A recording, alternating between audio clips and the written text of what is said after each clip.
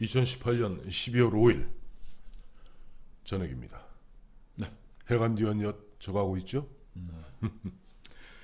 오늘 문재인 대통령 귀국하자마자 제일 먼저 조국 민정수석에 대해서 특단의 조치를 내렸습니다. 네.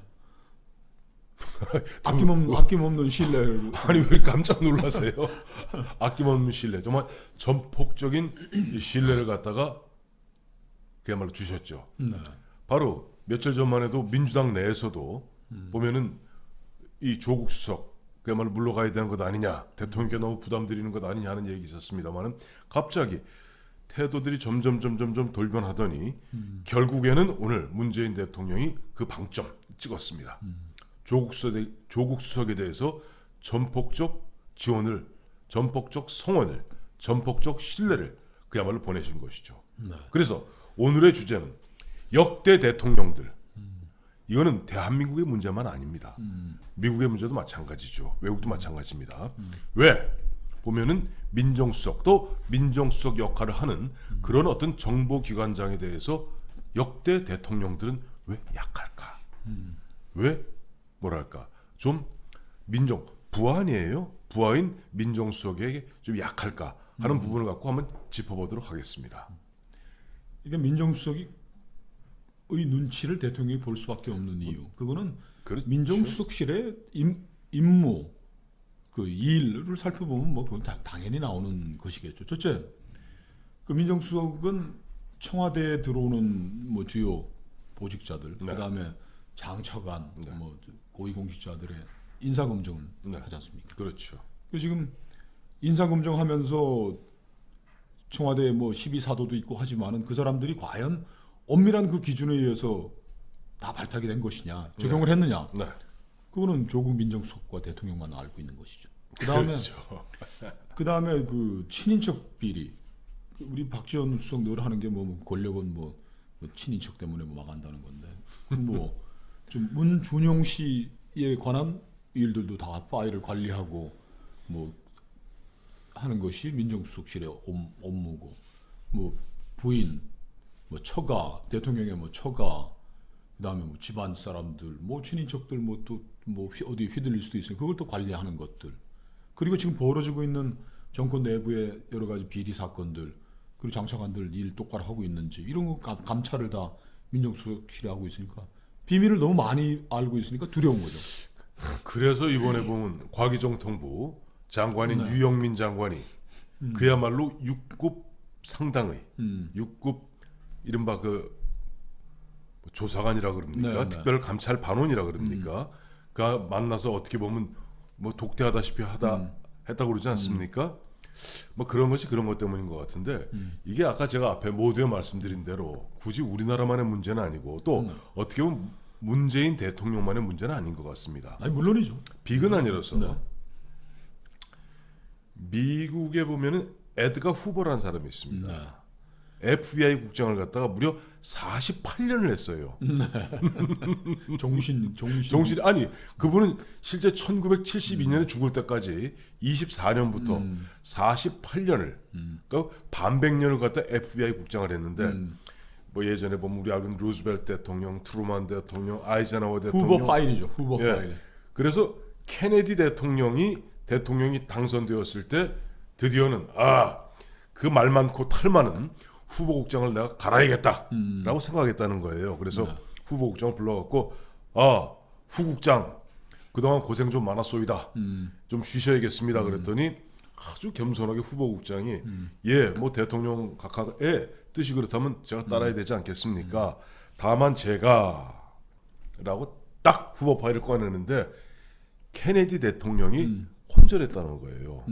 왜냐하니까 그 내용은 본인이 과거 보면은 옛날 군 시절부터 장교 중위 때부터 시작해서 심지어는 그 뭐 집안이 원래 좋은 집안 아니에요. 그렇죠. 아버지가 영국 주영 대사를 대사 했으니까. 그런저런 이야기들, 그 특히 상원의원하면서 이러고 저러던 추문들.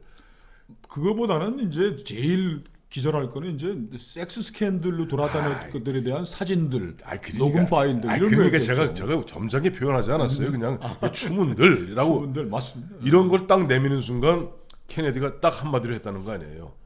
아유 계속 좀 애써 주셔야겠습니다.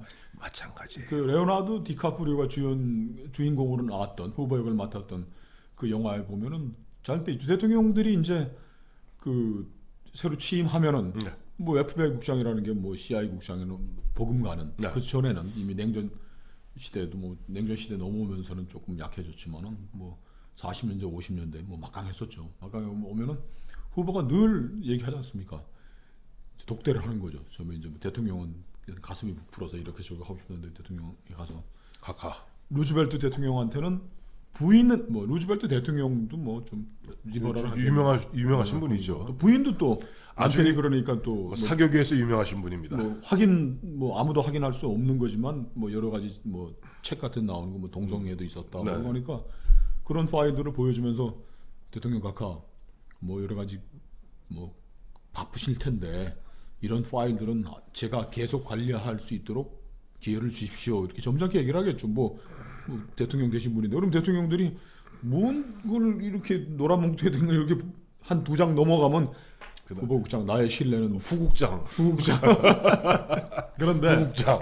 근데 이제 닉슨 대통령을 이제 찾아와서 이제 그 레오나르도 디카프리가 분한 그 이제 후보, 에드가 후보죠. 이제 뭐 나도 이제 힘들어서 참 이것도 얼마나 여러 번 했겠습니까 대통령도 48년을 48년을 이제 여러 대통령 하면서 나도 이제 이건 뭐 마지막일 것 같아 그러면서 닉슨한테 그걸 보니까 닉슨은 깡다고 있었던 사람이 뭐야 그러니까 이 디스 선 오브 비치들을 잘라버려 그러고 하니까 그제서야 이제 후보의 그 파일 협박이 끝이 났던 끝이 거죠. 났죠. 그리고 파일 협박이 끝이 나면서 사실상 후보국장도 자연사하는 것인데 저희가 이렇게 외국의 후보 얘기를 갖다가 좀 장황하리만큼 길게 말씀드렸던 이유는 바로 그런 거예요. 예를 들어서 예전에 보면 지금 현재 예전에는 그런 역할들을 대한민국에서는 중앙정보부 안기부에서 했습니다.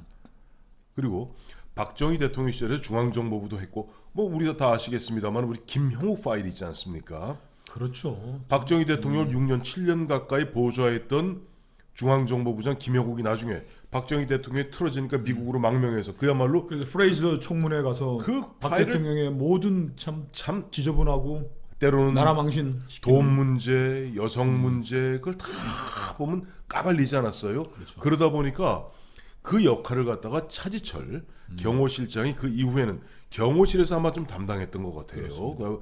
그런 부분 친인척 관리, 그다음에 대통령 주변의 그런 부분들 이런 것들 또 보면 약간의 뭐 대통령도 보면 또 뭐 정치 자금 필요하지 않겠어요? 이런 관리를 경호실장이 하다 보니까 뭐 돌아가신 김종필 총리 뭐 소유부대보다 그 비슷한 얘기 나옵니다만은 차지철 경호실장이 발호하고 월권하고 그야말로 그렇게 욕을 먹어도 대통령이 욕을 이른바 야단을 못 쳤다는 거예요. 그러다 보니까 그러니까 드디어 기고만장한 차지철이 드디어는 당시 중앙정보부장인 김재규를 갖다 깔아뭉개려고 들지 않습니까? 깔아뭉갰죠. 깔아뭉갰죠. 그런 일이 있었는데 그다음에 이제 우리가 중앙정보부, 안기부, 국정원 하면서 점점점 그와 같은 그런 정보기관의 역할을 약화시키다 보니까 그 고유의 역할을 지금 하는 데가 어디냐니까 바로 청와대예요. 그리고 청와대 민정수석실. 그러니까 그 김대중 대통령 이후에도 김대중 대통령도 워낙 뭐 정보기관에 고생을 하셨으니까 그렇죠. 이제 이 정보기관의 역할을 국내 정보기관의 역할, 국내 정치에서 역할에서 자꾸 배제하고 그런 경향이 이어져 오고. 그렇죠. 지난 정부에서는 뭐 국정원장들이 대통령 독대도 못하는 상황이 오니까 이 민정수석실에서 여러 가지 대통령의 정적들에 대한 그렇죠. 아니면 반대 세력들에 대한 정보 같은. 그러니까 이런 걸 모으는 것이 지금 뭐 드러난다면 다 불법 뭐 이런 걸로 규정이 되겠지만 또 이 회색지대가 있는 거 아닙니까? 그렇죠. 그래서 제가 뭐 지금 우리 뭐 구체적으로 말씀은 안 드리겠지만 그 지난 어느 정권에서 대통령이 그 협력 파트너였던 정적을 과의 이제 관계를 깨려고 할 때 네. 강력하게 반발할 텐데 그때도 모았던 정보를 그 양반의 가족과 관련된 뭐 경제 문제 이런 것들에 대한 파일을 딱 넘겨주니까 반발하지 못하고 그냥 딱 주저앉았다는 거는 뭐 잘 알려진 얘기지 않습니까? 우리 김영환 실장 같은 경우는 사실은 청와대에서 1년 넘게 네. 보면 청와대 선임 비서관인 정무비서관 하지 않았어요? 그렇죠. 비서관 중에 제일 높은 사람이 예, 50명 비서관 중에 제일 선임이 정무비서관입니다. 정무 1비서관이죠. 어디 뭐 규정은 없지만 어, 대통령실이라는 게 정치하는 곳 아닙니까? 그렇죠. 뭐 경제 같은 것보다는 그 국정을 통할해서 끌고 가니까 이제 정무수석실이 제일 우선이고, 의전하면 대통령이 비서관들 다 모아서 뭐 해야 한다 그러면 바로 옆자리에 앉는 게 정무비서관이죠. 근데 막상 정무비서관 하면서 느꼈는 게 본인이 셉니까? 민정비서관이 셉니까? 뭐 세다는 거를 뭐 측정할 수는 없지만 대통령 만난 횟수죠. 만난 횟수는 뭐 민정비서관이 압도적으로 많죠. 민- 비교할 수가 없죠. 비교할 수가 없죠. 네. 민정비서관이 바로 그런 자리입니다. 근데 그런 민정비서관, 공직기강 비서관 등을 갖다 통할하는 보통 한 서너 명 정도의 그 비서관을 갖다 통할하는 사람이 바로 민정수석관입니까? 그렇죠. 한마디로 보면은 원래 대통령 국가 원수인 대통령 주변에서 그와 같은 주변을 관리하라고 놔둔 민정비서관입니다만 민정수석입니다만은 어느 순간에 그야말로 주인인 대통령도 두려워하는 맹견이 돼 버리는 거예요. 자기의 비밀을 많이 알고 있는 사람은 두려운 것이죠. 그 지금 우리가 둘이 저 얘기했지만 이런 청와대나 이런 데서 뭐 비리들이 많고 하는데 왜 김석수가 했던 그 특별감찰관. 특별감찰관 제도를 왜 도입을 안 하냐? 그거는 조국 민정수석과 대통령만 아는 사연이 있는 것이겠죠. 그 이유를 임명 안 하는 갖게 된 과정을 두 사람이 얘기하자면 아무도 모르고 둘만의 또 비밀이 있는 것이고, 또 대통령 민정수석이 삐쳐가지고 나가서 김영욱처럼 들고 나가서 뭐 피쳐요. 할 때 뭐 터트릴 수 있는 또 비밀들도 많이 가지고 있는 것이고, 저는 그래서 제도적인 보안은 특별감찰관실도 좀 해서 민정수석실의 업무도 좀 줄여주고, 네. 김대중 정부에서는 중앙인사위원회가 있었습니다. 그렇죠. 정부와 뭐 청와대나 이런 사람들에 대한 데이터베이스를 구축하고, 장관급이죠. 네. 장관급을 하고 이 청와대 비서관이나 뭐 이런 사람들에 대한 검증 같은 것들도 다 중앙인사위원회에서 했는데, 지금은 이런 기구가 없이 그런 인사검증, 인사 데이터베이스 운용을 민정수석실에 다 몰아주니까 권한이 너무 커진 것이죠. 그때 저는 김대중 대통령 그 점에서 굉장히 높이 평가하는데, 정말 한 맺혀서 정말 호남의 한도 풀고 자신의 민주세력의 한도 풀고 해서 집권을 했는데도 불구하고 자신의 인사권을 견제할 수 있는 중앙인사위원회 장관급 위원회를 두고 그 인사위원장으로 황해도 출신인 서울대 행정대학원장 하신 김광훈 교수를 임명했다는 것도 저는 높이 평가해야 될 부분이라고 생각합니다. 권력이라는 게 이 분할해서 견제시키지 않으면 독주할 수밖에 없는 것이거든요. 그러니까 지금 조국 수석의 이 파워라는 거는 또 집권당에 있는 분들, 이해찬 치지 마세요. 치면 울려요. 손가락을 대고 치기 때문에 안 울리진 않습니다. 이해찬 뭐 이런 분들도 조국 수석의 업무와 이렇게 뭐 날줄 시줄로 얽힐 수밖에 없는 게, 지금 법원과 관련한 뭐 민원 이런 것들은 법무비서관실에서, 검찰에 뭐 관련된 민원 같은 것들은 민정비서관이 이렇게 다 하고 하니까, 이분들도 뭐 법원에 재판이 걸려 있다는, 검찰이 수사를 받고 있다는 많은 집권 여당 의원들도 민정수석 눈치를 보지 않을 수가 없는 것이죠. 자, 그런 대목에서 우리가 뭐 항상 시스템을 얘기하지 않습니까? 시스템이 있어야 되는 것이죠. 시스템을 얘기하는데 사람은 인간은 믿기가 어려운 겁니다. 예전에 박정희, 전두환, 노태우 쭉 이어져 오면서 원래는 대통령 주변에 4대 권력기관이 있습니다. 그게 이제 국가안전기획부, 좀 국정원이죠. 이제 국정원은 유명무실하죠. 그렇죠. 그다음에 경찰, 검찰, 국세청이 4대 권력기관입니다. 근데 문제는 어느 순간부터 이 4대 권력기관을 통괄 지휘하는 것이 청와대 민정수석이 되어버린 것이에요. 그렇죠. 그러다 보니까 앞서 말씀하신 대로 어느 누구도 민정수석의 눈치를 볼 수밖에 없고, 또 그렇죠. 대통령 같은 경우는 아까도 잠깐 언급하셨습니다마는 본인의 친인척 문제라든가, 또 보면은 뭐 예를 들어서 누구 좀 봐줘라, 예를 들어서 뭐 어느 공기업 뭐 누구 나가는 사람 있잖아요. 또 보면 뭐 비서관, 뭐 장차관 인사하면서 그 검증하는 모든 것을 갖다가 지금 민정수석실에서 하다 보니까 이른바 옥상옥이 되어 있고, 절대 권력, 언터처블, 누구도 건드릴 수 없는 부서가 된 것이 그렇죠. 바로 민정수석실이에요. 제왕적 대통령제의 폐해를 우리가 지금 뼈저리 느꼈고, 네. 그렇다면은 이 청와대에 집중된 권력들을 좀 나눠줘야 되는 겁니다. 그리고 이거를 하기 위해서는 민정수석실에 모여져 있는 여러 가지 권한들도 뭐 중앙인사위원회 같은 걸 통해서 좀 나눠주고 힘을 빼야지.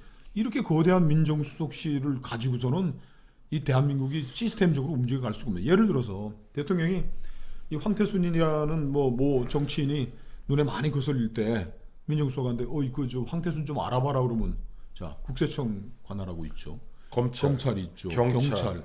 정보기관도 뭐 지금은 국정원, 뭐 감사원이고 다 민정수석 뭐 관할하에 있으니까 한 바퀴만 돌리면 황태순이라는 정치인의 모든 것은 껍질이 다 벗겨지는 겁니다. 이런 것도 바람직한 현상 아니죠. 자, 그래서 사실은 제가 거듭 말씀드리지만은 청와대 내부에서 절대 권력은 절대 부패하게 돼 있지 않습니까? 뭐 그런 것을 이번에 우리가 한눈에 보지 않았어요. 보면 그 비위로 말미암아 전원을 갖다가 특별 감찰반은 전원을 갖다가 지금 원대복귀 시킨 그런 상태 아닙니까? 그런데 그런 거대한 권력에서 잘게 쪼개놔야 됩니다. 잘게 쪼개야 되는데 뭐 잘게 쪼개는 거 둘째치고라도 현재 법제화되어 있는 특별감찰관, 즉 예전에 박근혜 대통령 당시에 우병우 민정수석과 이른바 대척점에 서 있었던 이석수 특별감찰관이라도 하나 임명을 해놓으면은 특별감찰관이 어쨌든 힘에선 좀 밀릴지 몰라도 민정수석실 또 민정수석 밑에 있는 각 비서관과 행정관들을 나름대로 감시하게 되면 조금 우리가 이른바 권력의 남용 발효를 갖다가 억제할 수 있지 않겠습니까? 아니, 물론이죠. 그야 뭐 지금 조국 민정수석 그 개인의 힘이 아니죠. 민정수석의 눈치를 집권 여당과 대통령까지 보면서 이 양반을 우리가 끝까지 지켜야 되겠다.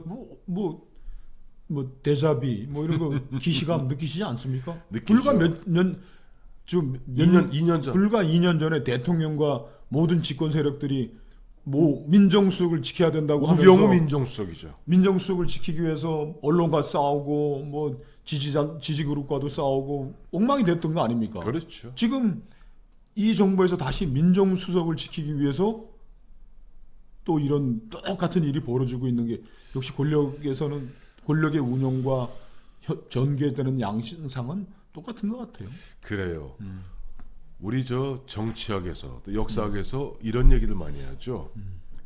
보면 참 아쉽게도 우리는 과거의 잘못으로부터 보면은 어떤 교훈을 얻고 미래에 고쳐나가는 방향으로 나가야 되는데 실제에 있어서는 정말 바보스럽게도 과거에 했던 과거에 했던 잘못을 계속 반복합니다. 그래서 이번에 사실 뭐 문재인 대통령이 보면은 조국 그 민정수석의 전폭적 뭐랄까 신임을 주셨는데 그동안 여러 가지 인사 검증 문제라든가 여러 가지 문제가 많았고 최근에도 보면 여러 가지 그 비위 문제 등 그 제대로 조직을 장악 못하고 있는 것 아니냐 이런 부분에 있어서는 모르겠어요. 한 번쯤 문재인 대통령도 그 부분에 있어서는 그렇죠. 한번 제고해 보는 것이 어떨까 제도적 생각을 해요. 개선책에 대해서 좀 생각해 보셔야죠. 정말 인사검증을 왜 다 청와대에서 합니까? 예전에 총무처도 있었고 김대중 정부치는 인사위원회 있었고 했었고 예전에 보면 뭐 중앙정보부는 중앙정보부대로 경찰은 경찰대로 그렇죠. 검찰 다 다른 기관들이 다 너무 아니. 무력화됐고 그래서 실제로 보면 권력기관을 갖다가 대통령은 4대 권력기관을 서로 경쟁시켰습니다. 크로스체크합니다. 근데 뭐 이제는 기무사도 이제 완전 무력화됐죠. 완전 무력화됐고 그리고 모든 것이 보면 민정수석실로 통합되어 있기 때문에 어떻게 보면 또 하나의 어마어마한 뭐랄까 공룡이죠. 권력. 공룡을 넘어서 몬스터가 될 가능성이 있는 그런 권력기관을 만든 것이 아닌가 하는 우려 지울 수가 제가 없습니다. 사실은 조국 그 수석하고는 좀 개인적인 인연이 있습니다. 제가 안기부 엑스파일 사건으로 언론인 시절에 그 보도했던 거 가지고 재판 하나 5, 6년을 했는데 예. 이 대법원에 가가지고 이영훈 대법원장이 참여하는 대법원 전원 합의체에서 마지막 심리를 대법관이 다 나와가지고 심리를 했을 때 네. 그때 우리 쪽에 저 변호인 격으로 조국 변호사 자격은 없어요. 변호사 자격은 없지만 거기 나와서 변론을 이제 거기 뭐 전원 의견을 이제 제시하는 걸로 해서 우리 저를 위해서 좀 변론을 해준 식도 있는데 조국 교수님께서 민정수석 하시면서 역사에 한 단계 발전할 수 있는 어떤 제도적 보완책 이런 것들 좀 하시면 좋겠어요. 그죠? 그럼 나는 민정수석이니까 그냥 나에게 지금 집중된 이 모든 권한은 내가 끌어안고 가고 이건 아니잖아요. 조국 교수가 뭐 훌륭한 분인데 저는 그분도 그런 생각도 좀 해줬으면 좋겠어요. 저도 굳이 개인적으로 따지자면 뭐 조국 수석의 부인이 또 저희 영문과 후배죠. 뭐 그렇게 따지면은 그래도 그러니까 조국 민정수석에 대한 사감으로 이런 이야기를 얘기하는 게 아니라는 아니라는 밝혀두겠습니다. 그렇죠. 그 왜냐하니까 아까도 짧게 이제 결론을 내자면 그런 거예요. 지금 뭐 조국 그다음에 문재인 정부 조국 수석이 이 모든 분들이 얘기하는 게 뭐 촛불 정신 얘기하고 촛불 그럼요. 얘기하지 않습니까? 그럼 촛불이 처음에 왜 불붙었습니까? 바로 그런 시스템이 엉켜서 그야말로 제대로 청와대가 돌아가지 않았기 때문에 결국 그것이 불똥이 튀면서 보면 이른바 촛불 집회로 번졌던 거 아니에요? 그렇다면은 그야말로 민주주의 발전을 위해서라도 법치주의 정착을 위해서라도 그야말로 뭐 시스템을 굳혀나가야지 뭐 그것이 보면은 점점점 조국 살리기로 해결될 문제는 없다. 대한민국 조국은 살려야 됩니다. 아 조국 그러나 청와대 조국 민정수석을 살리려 하다 보면 자칫하면은 문재인 정부 또 대한민국이 거꾸로 좀 상처 입지 않을까 하는 걱정이 드네요. 어떻습니까? 사과만 아니죠? 상함을 뭐 가질 일이 없지 않습니까? 상관 없죠. 그러면, 네. 그래요. 자, 어쨌든 오늘 뭐 에드가 후보국장부터 시작해서 조국 민정수석까지 왜 최고 지도자, 최고 권력자는 자기의 부하인 민정수석 역할하는 그런 사람들을 두려워할까 갖고 한번 설명드려봤습니다. 감사합니다.